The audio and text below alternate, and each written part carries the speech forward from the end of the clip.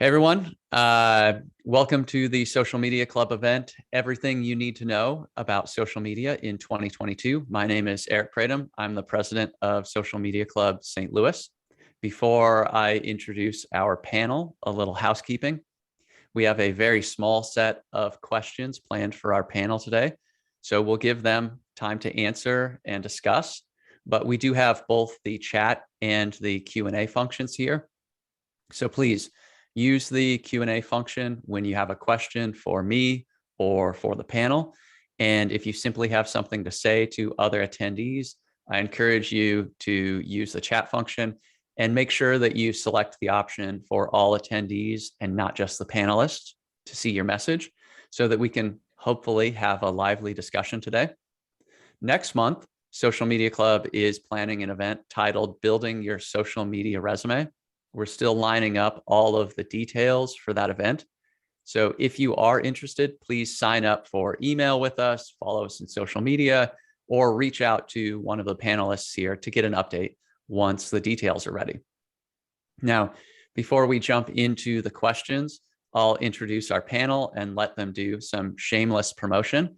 First up, we have Charles Whitt of Accupay HCM. Charles joined our board recently as our event manager. When he's not working on events here, Charles runs marketing for a company that provides employment management services such as applicant tracking, onboarding, payroll, and more. If you might need anything like that, I recommend that you reach out to Charles. And when Charles is not busy working to pay the bills, you can find Charles out running and supporting local St. Louis institutions. Charles, welcome to the show today. Thank you for joining us. Are there places people can find you or things you want them to know about you or your organization? I'm pretty active on different social media channels, very active with Fleet Feet running marathons. So if you're active in the area, come out and join those groups. We're very excited at Accupay because we're going through a rebranding and going to have some very exciting news about our new name and new services that we're rolling out in a couple of weeks. And of course, we'll be doing those through multiple medias, including all our social media channels. Thanks, Eric. Awesome. Thank you, Charles. And next up, we have Matthew Hibbard of Ameren, Missouri. Matt is a longtime board member, currently acting as our board secretary. Matt has cultivated a strong social media network, both digitally and physically, in the St. Louis area over the years, having started out as a reporter for the St. Louis Business Journal before transitioning into the world of economic development at Bi-State Development. Today, Matt is in charge of steering the social ship at Ameren, Missouri, and it's approximately 1.2 million customers across central and eastern Missouri. Matt, welcome to the show. Thank you for joining us. And are there places people can find you or things you want them to know about you or your organization? I am pretty much active across all social. So you can find me on Twitter, talking everything about baking to St. Louis politics to how people move about in the city. If you head over to my Instagram channel, don't be encouraged. It's all bread. So if you're into carbs and love a baked good here or there, follow me on there. But happy to be here and happy to share some social media knowledge with you all. Awesome. Thank you, Matt. Next up, we have Posy Lou Durr of Spry Digital. Posy Lou joined our board recently as our website and blog manager. She specializes in leadership and management with skills as well in design, content strategy, and more at Spry Digital. And she's also an adjunct professor at Maryville University in the communications department. Posy Lou, welcome to the show. Thank you for joining us. Are there places people can find you or things you want them to know about you or your organization? Yeah, definitely. So I just popped the link to my LinkedIn in the chat because you said we could plug, so I'll plug away. But yeah, LinkedIn is probably where I'm most active. You can also find me, like Matthew and Charles, pretty much on any social media platform out there, including TikTok. I hate to admit that, but I am on TikTok. My handle is usually Posy Lou 1022. So if you want to connect or follow me, I'd love to see you in the interwebs. Awesome. Thank you, Posy Lou. And finally, recently returned from several weeks overseas. We have Sally Evans of Hot House Digital. And I should say a big thank you to Sally for joining us because she just got back yesterday. So Sally's a longtime board member. She's currently acting as our social media manager. Having been in the digital marketing game for over a decade, Sally manages a boutique marketing agency that works as a digital champion for the small business community in St. Louis and beyond. If you're a small business, I recommend you reach out to Sally. Sally, welcome to the show. Thank you for joining us. And are there places people can find you or things you want them to know about you or your organization? Yeah, definitely. Like a lot of us, I'm pretty active on LinkedIn, especially in a professional capacity. All of my contact information is on my website, Hot House Digital STL. So I'm the one who answers all those messaging, even my cell phone number is on there. So I'm pretty easy to get a hold of. And then I'll drop my LinkedIn in the chat as well, because that's kind of where I'm happy to do all kinds of connecting and share information and love to kind of keep the ball rolling on, social media chat. Awesome. Thank you, Sally. Well, so let's get into our discussion. And like I said, if you have questions, please use the Q&A feature, or if you just have something to say, please use the chat. I've seen a number of things in the chat already. So definitely, as you have, a LinkedIn profile, Twitter account, website, whatever it is to share, if you have an opinion, insights, anything, please do share. I really appreciate having the commentary. And I'm sure that with as many people as we have here today, that we can have some really interesting feedback and opinions from the group. So please do drop anything in there that you like. I'm going to go around the panel in alphabetical order by first name, just so that you know when you're coming up roughly. And also, since Sally just returned, I wanted you to have some time to breathe. So Sally will come last then. So the first question for the group here is, what is the number one thing people need to know about social media in 2022? And Charles, you're up first. Well, Eric, I've given this a lot of thought over the last couple of weeks, and I was trying to relate it to some of my personal experiences, and in particular, like when I go into a brick and mortar store these days, or try to call a company, customer service is a challenge. I could go into a Home Depot and rattle around a lot of aisles and not see one person there to help me. However, I had two experiences last year on the customer service side within social media that really stood out to me. One was, as I mentioned earlier, I'm a runner for a brand, and I wear a shoe brand called Hoka for my running. And I posted that just sharing knowledge that, my favorite running shoes had developed a rip, and posted it. And out of the blue, their customer service team contacted me and said that they had a 365-day return policy, and walked me through it, gave me a credit for the shoes, and it was very simple to use. And the same things happened with Southwest. With the pandemic going on, I had to rebook some flights for my daughters. I had mentioned it to some friends on Facebook and other channels, and Southwest reached out to me, helping correct the situation, and even gave me rapid reward points for my inconvenience.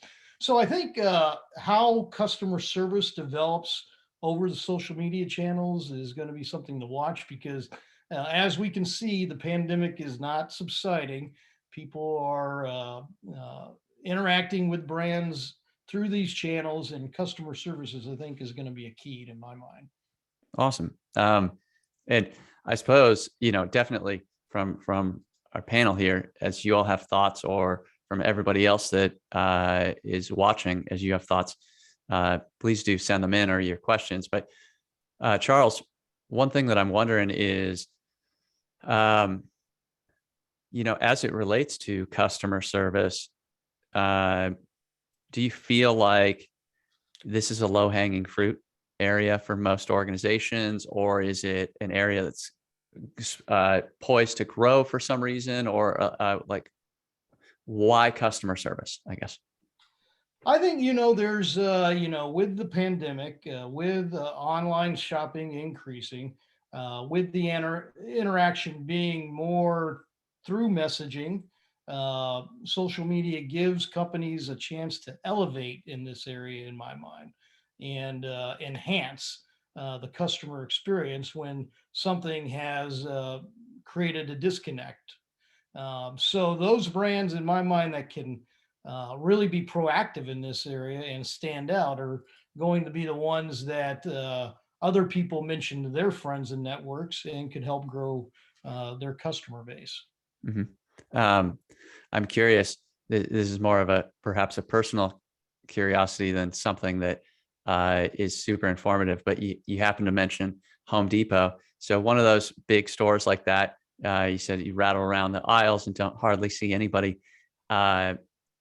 You've had a good experience with Southwest. Have there been, and Hoka is a big business, not as big as, a Reebok or a Nike or something of that nature. But are there other organizations, if somebody was looking to see, hey, what sort of customer service, like who does it well? We've gotten 2 examples. Are there others that, as somebody who does plan for social media, has to market yourself, are there organizations you would look at? Or, I know we happen to have another panelist here from a big organization. So like, are there places that we should go and look for examples of good customer service and social media? Once again, kind of relating it to personal experience, I'm kind of an Apple person, and I've always had very good interactions with being able to troubleshoot issues, schedule appointments, and get calls back in a rapid manner.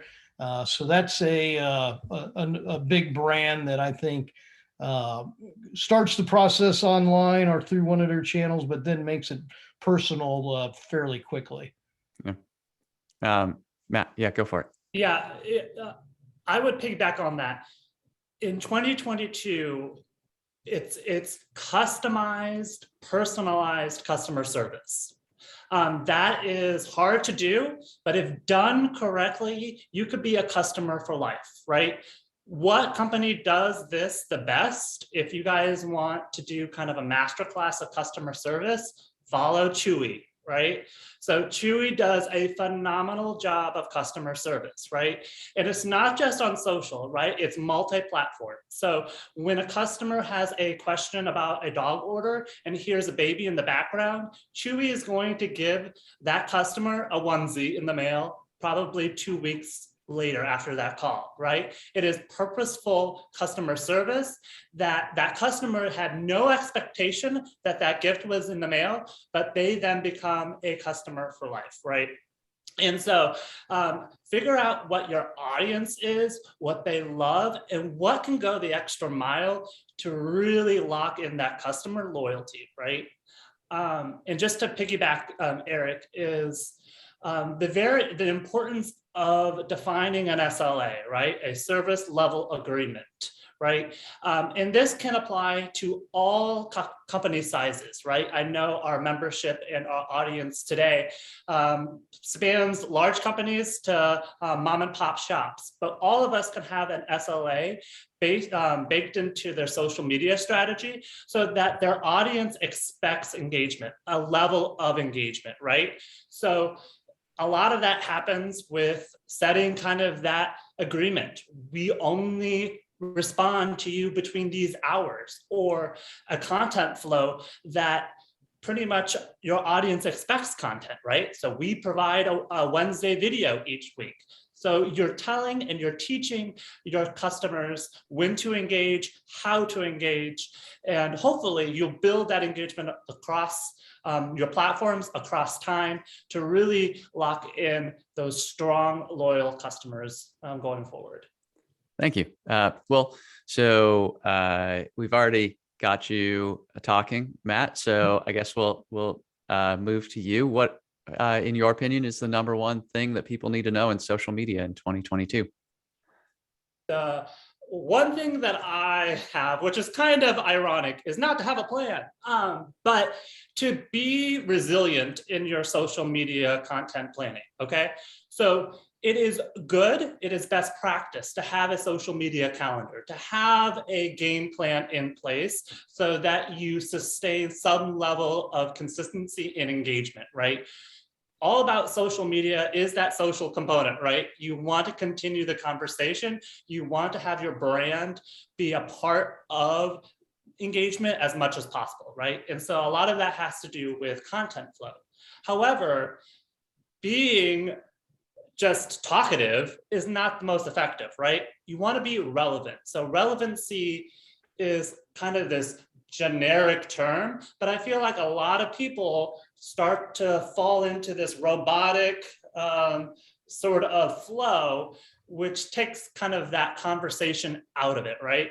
So I think in 2022, relevancy in the sense of brands really listening to what's happening in their social conversation and then adapting the content to meet their customer is going to be more prevalent across the media, right?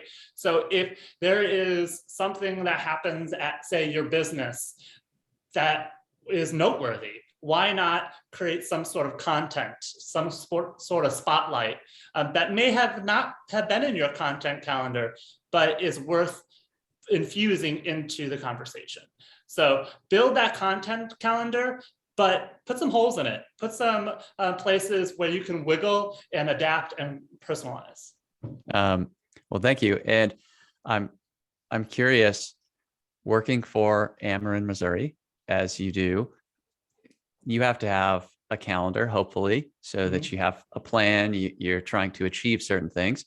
And there periodically, whether it's weather-related things or just something that's local, I can imagine that you deal with people who are tweeting at you or whatever, who they want to know why their power's not back on.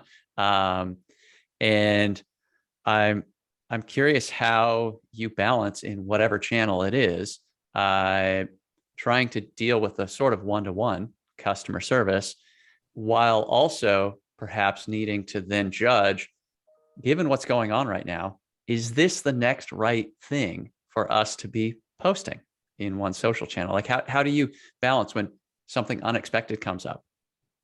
You know, that's a good question, Eric. It really depends. So for example, we have a baked social media storm strategy. And I would caution anybody who has that customer facing product, have kind of those scenarios baked in that you can pull in the sense that that does occur in your business, right?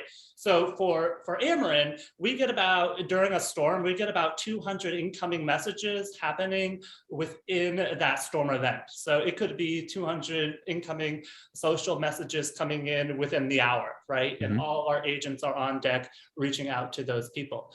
Meanwhile, I'm also doing proactive posts. So there has to be a level of reactive and proactive social media strategy to continue addressing the people who are reaching us, but then also being proactive so that you kind of mitigate that that exposure, because that starts to impact your service level agreement, that SLA.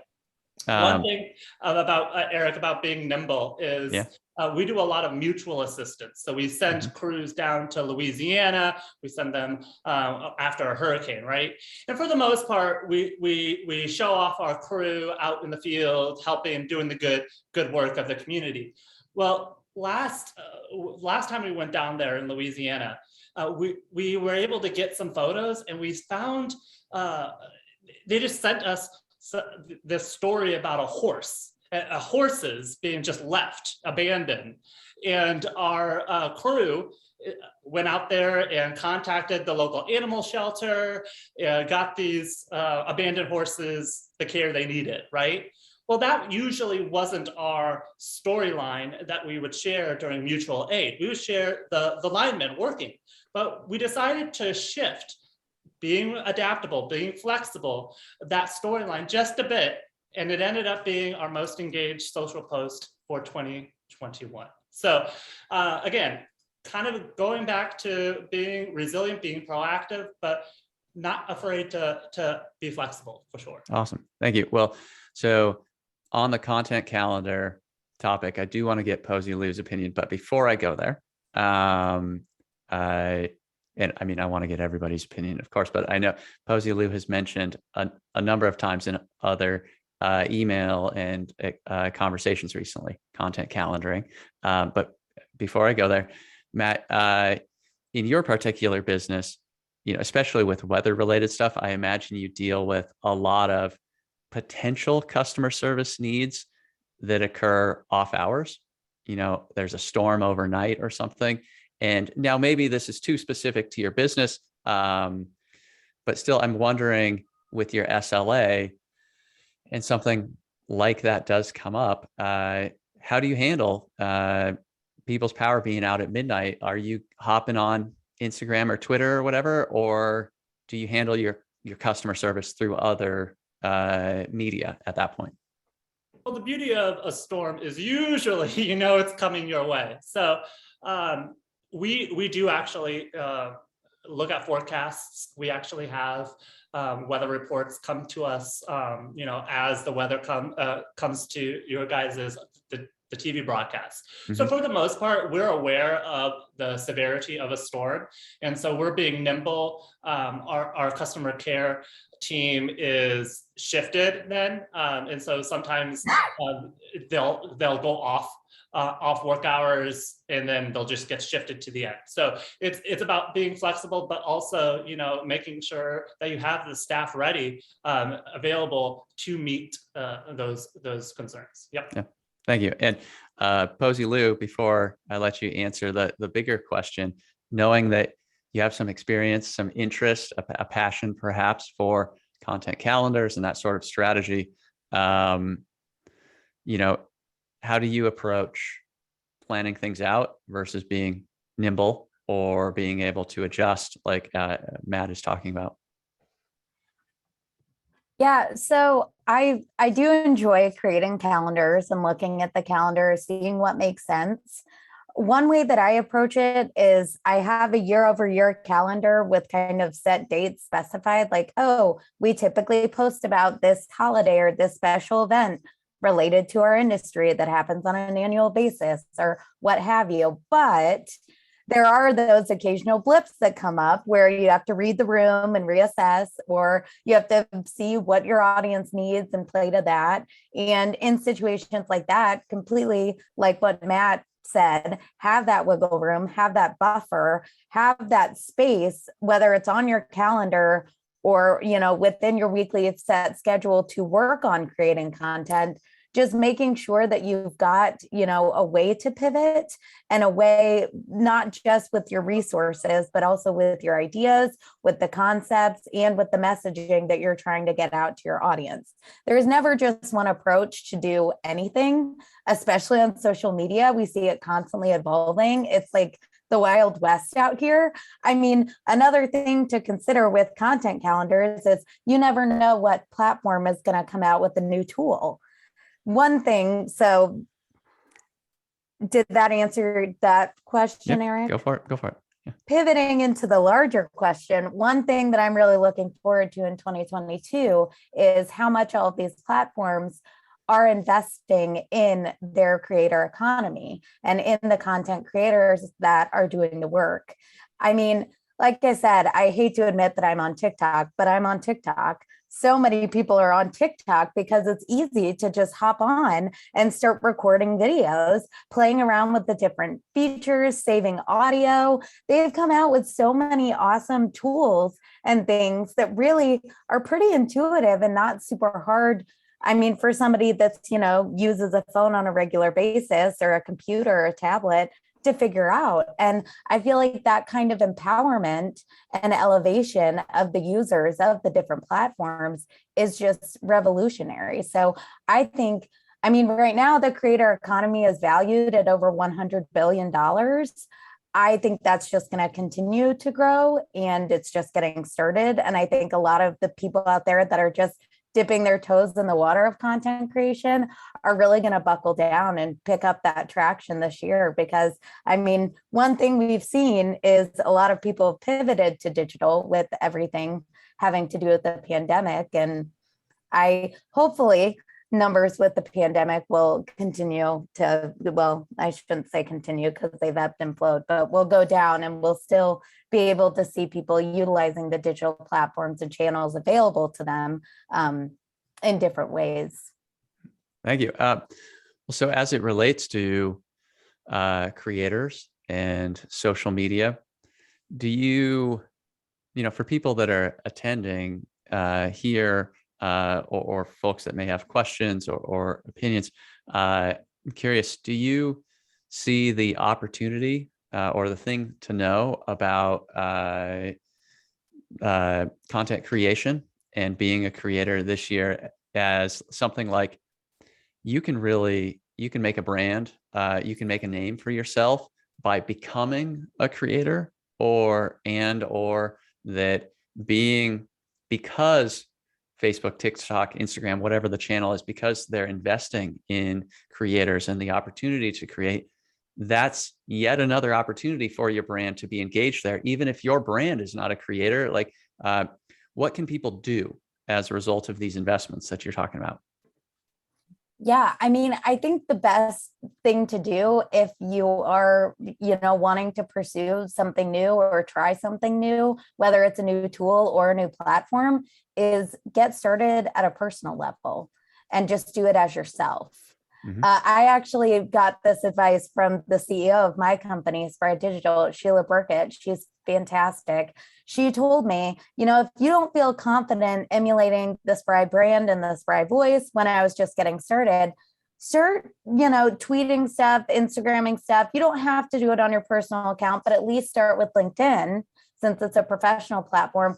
Try to post things that are relevant to Spry, relevant to the web development and design community that you think will bring value to the kinds of audiences we want to attract. So I started doing that. And in doing that, it was great practice. I'm a very hands-on learner, as I'm sure a lot of you out there are, especially if you have an interest in social media. I like to get in there. I like to start playing with the different tools, seeing what the software and the channels are capable of, and doing it. Because by doing it, that's how I learn, and that's how I see what I am able to best do and what is working. But I think we've also seen with social media, a lot of it is very experimentational. I joke a lot saying that marketing, I'm kind of like a scientist in my own right, or at least I pretend to be and play one on TV. But yeah, I just think there are so many opportunities just to sign up for these free platforms out there. And all of the platforms too have support pages and help guides with, a lot of different trainings, tools, and things that you can use, whether it's for organic use of the platforms or paid use. I know LinkedIn has a really awesome course for marketing out there with how to set up their paid ads. And that's a really valuable skill to have. Awesome. Thank you. Well, yeah. So I suppose, Sally, with you being someone who runs a boutique agency, and I think with at least some of your clients being smaller businesses, you probably deal with both yourself having to be a content creator at times, and then also having to do this sort of planning for them. Whether it relates to that or the bigger question of what do people need to know, you're up next. You've had time to think. Sure. Yeah. Yeah. I mean, one thing I really wanted to hit on, and I don't think we've kind of gotten around to, is like, especially with business clients that I work with, having your social media presence, and then your content, and then even your cadence, your schedule, your frequency really needs to be tied to sales, and that those goals of the team, what they're trying to sell, and what needs to be at the end of the day, inventory that might need to be moved, so people that need, leads, things like that. Because, and then also when it comes to like what Charles was talking about, experience marketing, if you're kind of not closing that gap between like what you're presenting on social media, and like if that's not transferring over to like the in-person experience or the sales experience, then it's just going to create some kind of a jaded issue, or maybe there's, kind of feels like a bait and switch. So there's like a lot of opportunity for, I think, maybe a gap there, and especially with working with an agency. So whether it's like a small business that hires an agency, or you work with a company in that capacity, I think there's a lot of room for like, you might not get a lot of interaction with that sales team and like what they need. So I personally, I really like the point about, sales and tying into business goals. And what I'm wondering is, are there some important questions that you should ask if you're the social media marketer? And whether you're in an agency or you're in-house somewhere, are there questions that I should be asking? Are there tools that I should be using, like Google Analytics or something else, so that I can start to measure if what I'm doing is helping the business? Yeah.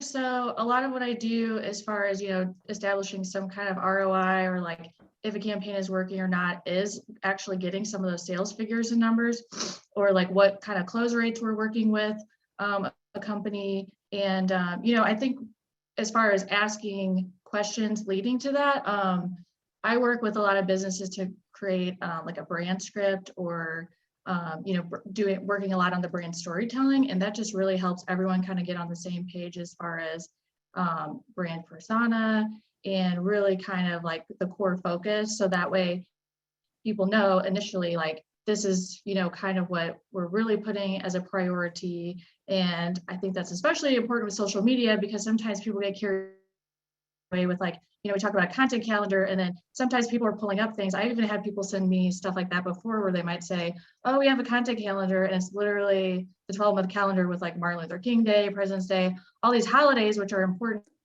to celebrate. But, is that just translating into maybe weak content? You're not really establishing your own identity and branding, and really, when we kind of talked about creators, and like, there's so many influencers and bloggers out there that like some brands I feel like are missing the boat, where they're not building a community and creating that connection. So maybe one thing I would like to see more brands do is like pivoting into that direction, where they're not afraid to have conversations, and they're not just posting because they're clients them just post once a week for the whole year, and that's what you're getting paid for.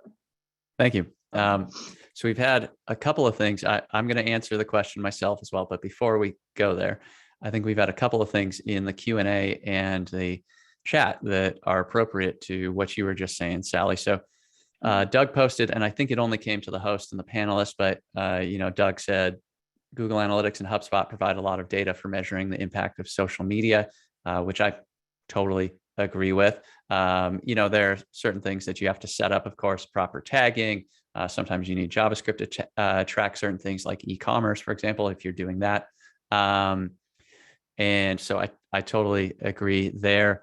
And then, Sally, you mentioned holidays, and I think this relates to a couple of things that people have said. So Alexa said, do you think there is value for brands in posting on social media holidays? Do hashtag holidays actually encourage engagement and have a meaningful return for customer sentiment and retention? So I don't know if we want to think about these in two different ways, as holidays in general and hashtag holidays, but I'm going to put it out there to anyone on the panel. What do you think about posting on holidays and hashtag holidays? So I might chime in. Oh, go ahead, Sally. Okay. So, one thing I like to kind of take in consideration are holidays that might not be like the kind of big flagship holidays that people feel like they have to celebrate, but maybe ones that are specific to the company. So I work with a lot of green industry businesses. So for example, we might kind of blow over the Christmas holiday season because that's when they're slow. That's when they're doing, already have these like set numbers that they're working within, things like that. But then maybe for Earth Day, which like not a lot of other brands aren't typically focusing on, we make that a huge ordeal. So we're doing giveaways, we're doing all kinds of educational things. And then we're just tying that into all kinds of different things. Same thing with Arbor Day.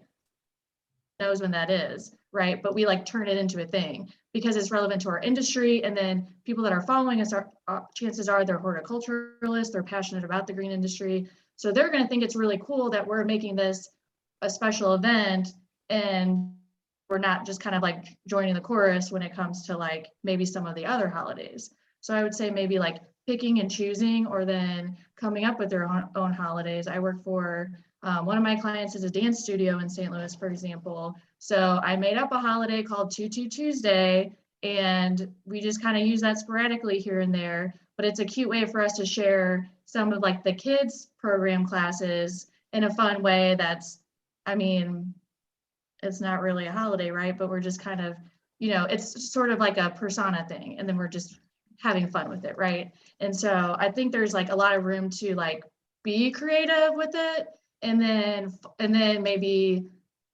embrace some things that are like super specific to your client or your business, you know, and again, without your, like if your Instagram feed is just looking like a bunch of holidays every other whatever post, then that's just a little lazy, or like, you know, whatever. Yep, I'm with you. Charles, did you have something? The only, you know, one thing that we tried this year is around the holidays was, since we're still, most of the base of our business is regional and local, we tried to point out things to do around the state and area related to the holiday, and be a source of information. So we just tried to, and we tried to do that leading up, you know, 1 or 2 weeks into each holiday. So we didn't make it product specific or service specific to us, but things that you could do around the area. Awesome. Hey, Eric, one tip, and just as a reminder, you got to remember that a lot of these platforms, if not all the platforms, are built on a bid strategy, right? So you got to keep in mind that when you are doing a post about Black Friday, that's a highly competitive marketplace.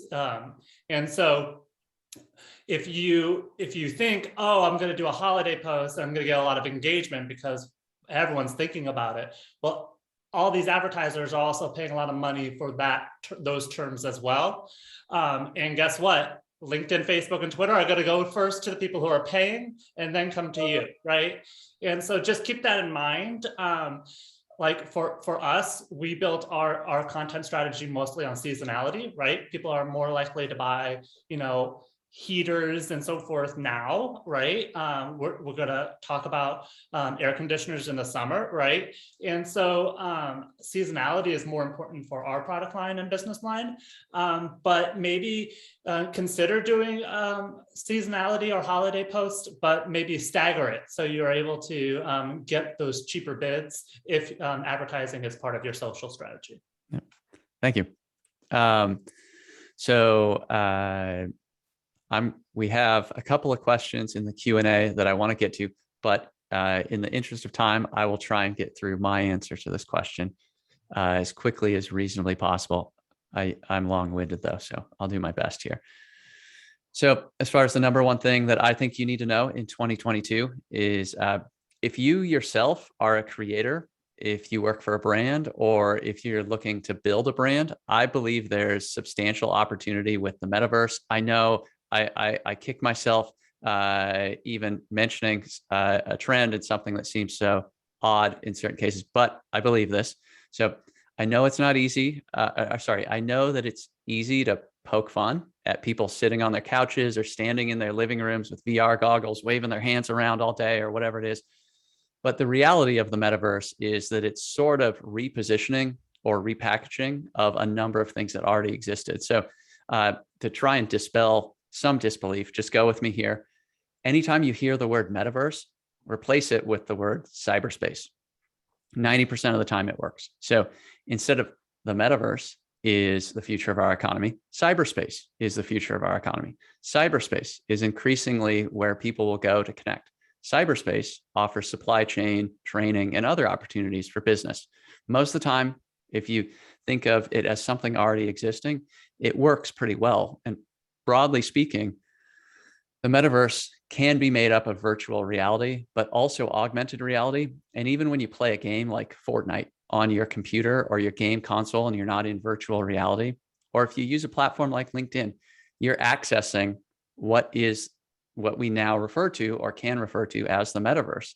The same is true of internet-based training programs for companies and even simulation and forecasting software that's used in major organizations from HP to AB to IBM. And since I realize now that I just used a bunch of initials, I'll stop there and just say a lot of big businesses already use and develop software for the metaverse. And this gets to what I said about repositioning or repackaging things that already exist. It really is more like talking about the future of cyberspace and less talking about something new. So now, after my long-winded preamble, I'll finally get to what you need to know. Because this is, I believe, repackaging, it feels to us like we're dealing with something new when we talk about the metaverse. And as a result of feeling like we're dealing with something new, you have numerous first mover opportunities, whether it's, you're an individual or you work for a brand or whatever it is. And I believe this year in particular will be for early adopters and content creators like what the 90s were for people first using the internet and message boards and things like that, or what maybe 2005 to 2010 was like for bloggers and people on Twitter. There are people who became, famous authors and, famous marketers and photographers and whatever else who just happened to be on Twitter really early, or they just happened to be blogging, in 2003, or something like that. Because the metaverse feels like something new and in many ways does not feel like traditional social media, I believe 2022 is the time for Twitch streamers, CEOs that have strong media-friendly personalities, communications-oriented entrepreneurs, and creators of all kinds to capture an audience that they can then leverage towards their goals. And just go out right now and try to build a substantial audience blogging or on Twitter. It's hard as all get out because those media are well developed and they're saturated. And most of their competition, most of the other platforms, the audiences that use them have rising levels of fatigue. So growing an audience in those platforms can be difficult. It's not impossible. It's just hard. But the metaverse, because it combines many existing media, but feels like something new. And despite how silly it can seem at the moment, this is, I believe, the number one place to go this year if you or your brand want a strong chance at securing an audience and attention that you simply could not get in places where there's already too much competition. And I should have led into that by saying we'd already talked a little bit about content creators and whatnot. So we have 16 minutes left. There are a couple of questions in the Q&A and whatnot to get to, but I'm going to move on and we'll do a quick version of a second question for the panel here, and then we'll get to some of the chat in the Q&A. So it's time to get out your crystal ball. I have a number of questions. You choose how you want to approach this. What do you believe will be the big social media events of the year? Are there platforms that are ready to explode or implode? Will everybody be talking about something specific that you can predict? And if you could predict the future, what do you think is coming around the bend in social media this year? So to go around again, Charles, you're up. Well, one thing that I have my eye on is just the continuation and growth of social commerce. Where do people find products? Where do they purchase? Where do they get that post-purchase support? And Instagram is doing a great job in this area. I've actually bought products on Instagram. You see them expanding their feature set to enable this further. Pinterest has done the same thing. My daughters are on TikTok, and I know TikTok is looking at testing out the shopping, and they've partnered with Shopify. So, how those channels can develop that and empower that more for their users is going to be pretty interesting in my book. Awesome. Thank you. And next up, Matt, if you could predict the future, what are you seeing? Yeah, just to, I guess, piggyback on Charles, collaboration with, as Posy mentioned, those content creators, pulling on that is going to be pretty much paramount, and you're going to see a lot more advertising, specifically on full screen channels. So specifically in Instagram stories, TikTok, Snapchat a little bit. We're seeing engagement move away from Snapchat and moved more or less into TikTok now. It's interesting. One cool example is artist Charlie Puth, right? He came out with his new single Light Switch about a week ago. And he actually teased that single on TikTok and drew tons of engagement. And then it rose very quickly to the #1 music spot. So kind of transitioning and traversing various different mediums to market a product or an idea. You're going to see that more in 2022. Awesome. Thank you. Posy Lou?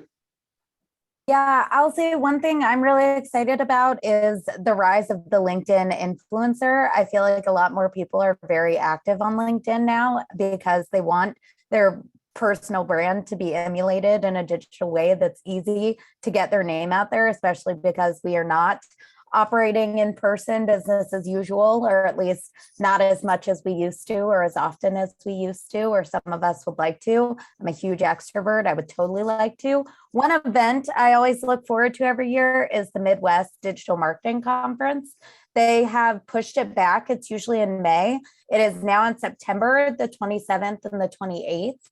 I can send the link in chat, but it's hosted by UMSL for Business, and it's usually always really great with a ton of awesome speakers. Awesome. Thank you. Sally, your prediction for social media this year? Yeah, for sure. So since you were the only one that mentioned the metaverse, I'm kind of interested to see what happens with it. Like, I just know, just as far as like, you know, the big tech kind of coming out with like, what is that even going to mean? Or like, my own personal question is like, one of the NFTs I just bought recently comes with a robot that I can use essentially as an avatar in the metaverse. And I don't know what that means. Or is that going to draw me in as a non-gamer? Am I going to have an interest in this or not at all? So I'm just kind of curious to see how that all rolls out. And then I think with social media, like if there are a lot of regulations that roll out or moves as far as even like news, that might kind of rock the boat as far as like what my clients are kind of concerned about. Like they might have a lot of questions for me. Who knows if I'll have the answers, and we'll just see how that develops. And I think, you know, it might be a slow move, like maybe, you know, we wouldn't see some of those changes happening necessarily this year. But if regulations come down, we're going to have to adapt to them, whether, you know, and like this, and all the platforms that we use are going to have to change overnight. And then so I'm just kind of interested to see like how that unfolds as well. Yeah.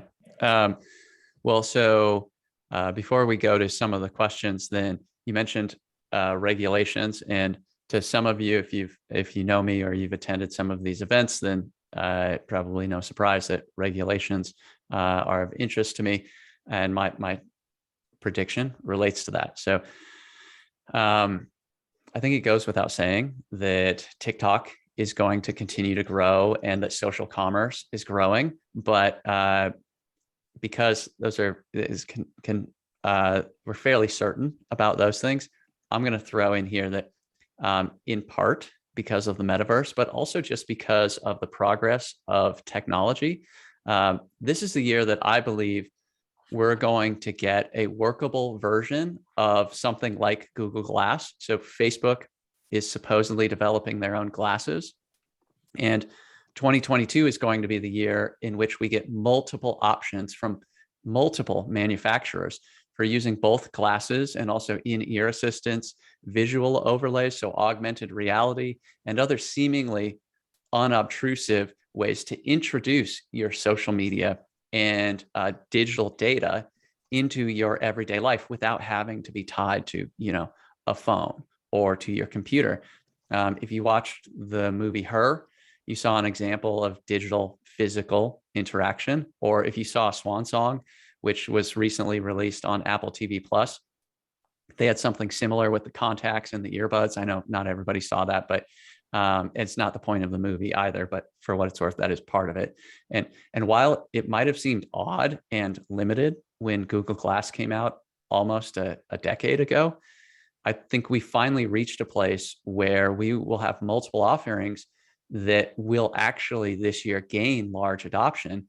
And that is what I believe is going to open up some of these platforms like a TikTok or whatever else it is, not just for creators, but also for any one of us. You know, if you're wearing glasses and it can show you the whatever type of information it is that you want overlaid on your world, or if you have earbuds in that are feeding you certain types of information that you want from social media, from a social media platform or wherever else, I think this is the year where we're going to have not just, you know, one sort of weird offering that comes out, but multiple. And now to get back to regulation, I want to throw in here, though, that I think we will have a substantial national or maybe even global level conversation as a result of this. And the conversation is probably going to center around the increasing loss of a sense of privacy, in addition to the tracking that goes along. You know, if, of course, if you're carrying a camera around on your head, you know, we had these conversations around Google Glass, but as soon as these things, this technology gets mass adoption, then I believe that that's finally when we're going to have to really start talking about regulation. And we may get, I mean, I don't want to go this far as into prediction land, but I could see regulations where it's like, if you wear glasses, you have to take them off before you go in a public restroom or something of that nature. You know, when your glasses or your earbuds or whatever are technology that's tied in constantly to social media or whatever else it is. So barring anyone telling me that my prediction is idiotic, I will go to some of the questions, and I really appreciate some of the questions, some of the people that have asked questions, indulging us on some of these things. So let's go with this one. Somebody said, is there an app that can constantly search for keywords? So for example, a brand name, and then alert you when they are mentioned. Anyone? There is one called Talkwalker that's available. If you don't like getting those type of notices through Google Alerts or other efforts, but that's an app that's available. Anyone else? Any other services you like? Yeah, I was totally going to recommend Google Alerts. That is one that I've used for my brand, myself, and my organization. I find it helpful, and they have added some new features where you can really filter some of the mentions that are sent to you and how they're sent to you. So you could create an RSS feed, or you can have them emailed to you. It's totally up to you. Awesome. Thank you. Sella posted. Sella, it's good to see you. Well, not see you, but I'm glad that you're here. Sella is a longtime friend of mine from Atlanta. Sella said Wendy's roasting people on social media has become epic. So do you think that smaller brands can pull this off? And I think this is relevant to anyone here. So opinions on roasting people like Wendy's does? Got to be careful. you have Humor is haters. a tricky thing to come across on social media. If done right, it could pay dividends. If done wrong, you could harm your brand. So what I would recommend is going all the way back to really strong engagement first before deploying those things. Wendy's does a good job because you have that familiarity in that space of experimentation, right? Not to say that you can't maybe not go all the way to a joke, maybe poke the bear just a little bit and see. but that takes a long time to cultivate, right? Wendy's didn't get their voice overnight, right? So feel free to experiment, but I wouldn't put the metal on the gas just yet. Any other thoughts?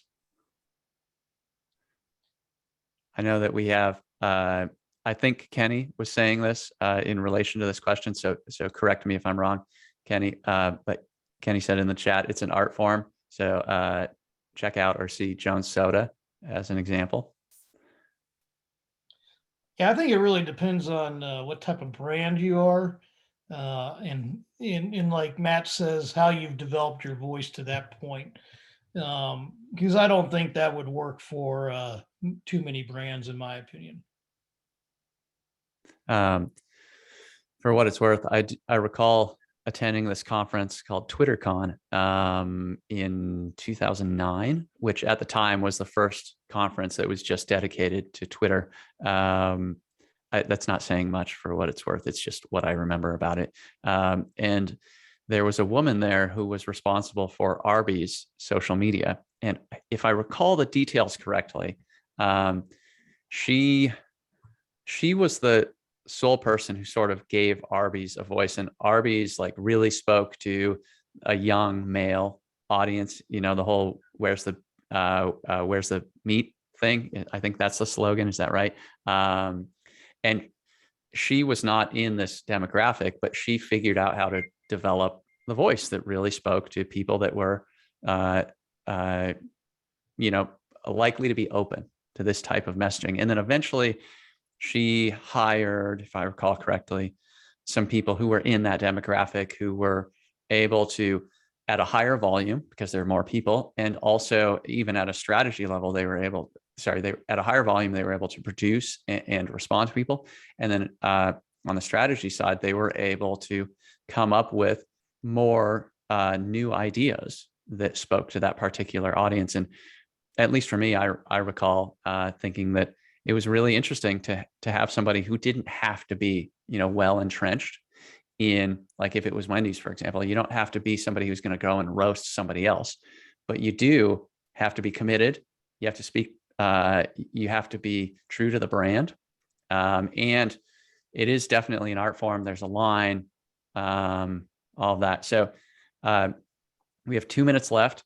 There was a really interesting question in the Q&A, which I'm not going to read the whole thing, but it was from Kenny. And so Kenny, it looks like, has some really cool experience with Best Buy and Coinbase. And there's a lot of customer service, there's scamming, there are things that then, the brand is not scamming people, for example, but then you have to deal with the repercussions. And so this question, I think, is relevant to a number of us here, but it is, do you see a better solution than a company settling for hands-on native mitigation? So if I'm reading that correctly, it's like solving issue by issue. Is there a better solution than that? Or is that the future, perhaps, of some customer services? We just have to deal with each individual person as their issues come up. Thoughts from the panel? I'll go quickly. For us, when it comes to realizing trends, it's good to have that communications with your customer care department, right? So you can relay talking points to them to then give to those specific people who come through, but then also they can provide you larger themes that are coming into their office as well, right? And then be proactive, right? So, for example, as it relates to scams, we're seeing a large influx of scams across our Missouri territory recently. And so what I say back to them is where exactly in the territories so we can then target those scams appropriately, right? Because at the end of the day, you want to provide the right message to the right audience, right? And so it's kind of that conversation of going back and forth, utilizing other departments within your business to tailor that message appropriately. Awesome. Thank you. And we're at time, so unfortunately, I'm not going to let anybody else answer.